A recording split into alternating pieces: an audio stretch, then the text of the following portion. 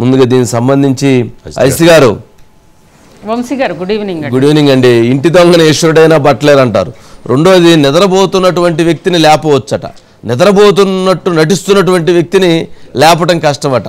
అంటే దీంట్లో డిపార్ట్మెంట్లో ఉండి నమ్మకంగా ఉన్నట్లుగా ఓ బ్రహ్మాండంగా చేస్తున్నట్టు నటిస్తూ ఈ బయటికి ఈ మెసేజ్ని పంపించేటువంటి కుట్ర చేస్తున్నటువంటి వాళ్ళు ఎలాంటి అంటే ఒక టాస్క్, అంటే ఒక స్పెషల్ టాస్క్ పనిచేయటం అంటే దీన్ని ఎలా చూడాలి, ఎట్లా వీటిని బాబు గారు రాజకీయాల్లో ఉన్నటువంటి వీళ్ళని చర్యలు తీసుకుంటా ఉన్నారు, మరి వీళ్ళని ఎట్లా తీసుకోవాలి? వంశీ గారు, అసలు ఈ మొత్తం కూడా ఈ బ్యాచ్ ఇప్పుడు ఎవరైతే ఉన్నారో వీళ్ళంతా దాదాపు 80% మెంబర్స్ ఒకే ప్రాంతానికి చెందిన వాళ్ళు.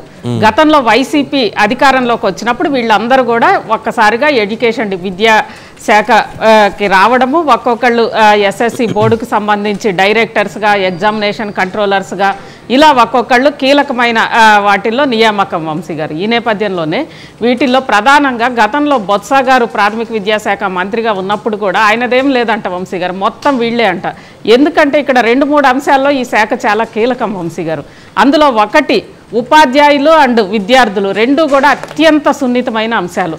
చిన్న ఇష్యూ జరిగినా వాళ్ళు చాలా ఎమోషన్ రెచ్చిపోతారు, సమాజంలో ఆ ఇంపాక్ట్ చాలా ఉంటుంది వంశీ గారు. ముఖ్యంగా ఇప్పుడు 10th క్లాస్ పరీక్షలకు సంబంధించి చూస్తే రీవాల్యూషన్ గత సంవత్సరానికి ఈ సంవత్సరానికి చూస్తే రీవాల్యూషన్ కానీ రీకౌంటింగ్ కానీ రెండు కూడా సంఖ్య తక్కువే, కానీ ఎక్కువ సంఖ్యలో రీవాల్యూషన్కి వచ్చినాయి, మొత్తం అవకతవకలు జరిగినాయి వాల్యూషన్లో అని చెప్పి ఇది బాగా ప్రచారం చేస్తూ దీన్ని అంటే వీళ్ళే స్క్రిప్ట్ తయారు చేసి ఓ ప్రధాన పత్రికకి ఇస్తారంట వంశీ గారు. ఆ తర్వాత ఆ రీవాల్యూషన్ చేయాల్సిన వాళ్ళు వీళ్ళే. ఆ తర్వాత రీవాల్యూషన్లో వాంటెడ్లు, ఎందుకంటే ఒకళ్ళు ఏపీపీఎస్సి ఎస్ఎస్సికి సంబంధించి ఎస్ఎస్సికి సంబంధించి ఒకళ్ళు మొత్తం బోర్డు డైరెక్టర్గా ఉన్నారు, ఇంకొకళ్ళు ఎగ్జామినేషన్ కంట్రోలర్గా ఉన్నారు. వాళ్ళిద్దరూ కలిసి వాళ్లే రీవాల్యూషన్ అండ్ వాళ్లే చేయాలి కాబట్టి చాలా ఘోరమైన వాల్యూషన్ చేసి, అంటే వాల్యూషన్ కూడా కదా అసలు ఓఎంఆర్ షీట్లో ఉన్న మార్కులు కానీ అదే విధంగా వచ్చిన మార్కులకి సంబంధం లేని విధంగా చేసి వీళ్ళే ఆ పేపర్ని లీక్ చేస్తున్నారు వంశీ గారు. మొత్తం ఫేస్బుక్లో ప్రతిపక్షానికి సంబంధించిన ఫేస్బుక్లో అన్నింటిలో కూడా ఈ పేపర్లను పెట్టేస్తున్నారు. అంటే వాస్తవానికి గతంలో చూసుకుంటే సంఖ్య తక్కువ అయినప్పటికీ వీళ్లే రీవాల్యూషన్లో అన్నింటిలో కూడా వాంటెడ్లీ బాధ్యత వహించాల్సిన వీళ్లే అత్యంత నిర్లక్ష్యంతో వ్యవహరించారా, ఉద్దేశపూర్వక నిర్లక్ష్యమా, లేదంటే ఇలా చేశారా తెలియదు, కానీ మళ్ళీ వచ్చినట్టుగా ఒక ప్రధాన పత్రికకి, అది ప్రతిపక్షానికి సంబంధించిన ప్రధాన పత్రికకి మొత్తం న్యూస్ ఐటమ్స్ తో కాదండి మనం గతంలో చెప్పే ప్రయత్నం చేసాం అజిత్ గారు.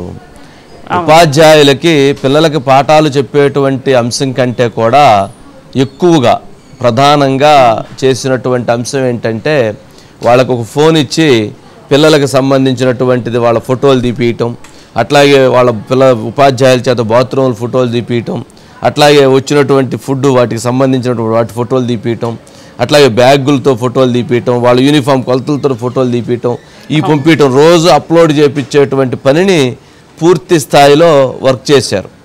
అదే పని చేయించారు వాళ్ళ చేత. దానితో ఉపాధ్యాయులు అప్పట్లో చాలా ఆవేదన వ్యక్తం చేసి గొడవ పడ్డారు. కానీ వాటన్నిటినీ ఎక్కడ ఆ రోజు పరిగణలో తీసుకోవాలి. ఉపాధ్యాయులు క్లాసులు చెబుతా ఉంటే పోలీసులు వచ్చి పక్కన నుంచున్నటువంటి పరిస్థితులు ఉన్నాయి.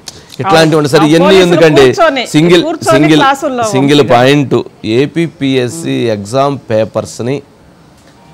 పేపర్స్ని ఒక బేల్దారి మేస్త్రి, పాపం తాపీ మేస్త్రి చేత ఇంట్లో పాపం పని చేసుకునేటువంటి ఒక 2వ తరగతి చదివినటువంటి ఒక మహిళ చేత, పని మనిషి పాపం ఆమె చేత కూడా తీసుకొచ్చి పేపర్లు రుద్దిచ్చారు అని అంటే ఇంతకంటే నీచం ఇంకేమైనా ఉంటుందా?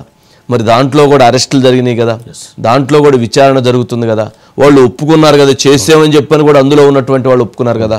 పాపం ఆ బేల్దారి మేస్త్రిని అడిగితే నాకు తెలియదండి, పేపర్లు ఇచ్చారు, నన్ను 2, 3, 7 వేయమన్నారండి, నాకు ఆ నెంబర్లు వచ్చు కాబట్టి ఆ 2, 3, 7 నెంబర్లు వేసానండి అని చెప్తున్నాడంట అతను. ఇంకేం చెప్పాలి? అట్లాంటి జరిగినటువంటివి ఇప్పుడు ప్రజల ముందుకు వస్తున్నాయి. సరేనండి అజిత్ గారు, సరే ఫైనల్గా అంటే ఇప్పుడు రాజకీయ నాయకులని కోవట్లని దెబ్బతీయటం, వాళ్ళ మీద చర్యల కంటే కూడా ఇది పెద్దది ఇంపార్టెంట్ కదా, ఇది చర్యలు తీసుకోవాల్సినటువంటి సమయం ఆసన్నమైందేమో. ఓకే అండి, శ్రీనివాస్ ఉన్నట్టున్నాడు. శ్రీనివాస్, శ్రీనివాస్, ఏంటి కోవర్ట్ల పరిస్థితి ఏంటి? ఏంది మీ దగ్గర ఉన్న ఇన్ఫర్మేషన్ ఏంటి? సెక్రటరియట్లో ఏం చర్చ జరుగుతుంది ఏంటి? మొత్తం మీద కూటమి ప్రభుత్వం అధికారంలోకి వచ్చి జూన్ 12కి ఏడాది పూర్తి అవుతున్నది. కానీ ఇప్పటికీ కూడా రాష్ట్ర ప్రభుత్వానికి సంబంధించినటువంటి కూర్పు ఏదైతే అధికార వర్గాలకు కూర్పు ఉందో అది ఇప్పటికీ పూర్తి స్థాయిలో జరగలేదనే చోటు చర్చ ప్రస్తుతం విస్తృతంగా జరుగుతుంది. దీనికి ప్రధానమైనటువంటి కారణం ప్రభుత్వానికి సంబంధించినటువంటి దాని మీద విస్తృతమైనటువంటి పూర్తి స్థాయిలో ప్రభుత్వానికి వ్యతిరేకమైనటువంటి వార్తలు ప్రస్తుతం రావడం సంబంధించి అందులో ప్రధానంగా ముఖ్యమంత్రి తర్వాత అంత కీలకమైనటువంటి స్థానంలో ఉన్నటువంటి నారా లోకేష్ విద్యాశాఖ, ఒకప్పుడు ఉమ్మడి రాష్ట్రంలో 2-3 మంత్రులు విద్యాశాఖకు సంబంధించి ఉండేవాళ్ళు. ఒకళ్ళు టెక్నికల్ ఎడ్యుకేషన్, ఒక ఉన్నత విద్యాశాఖ, అట్లానే ఒకళ్ళు పాఠశాల విద్యకి, ఇట్లా 3 మంత్రులు ఉండేటువంటి పరిస్థితి.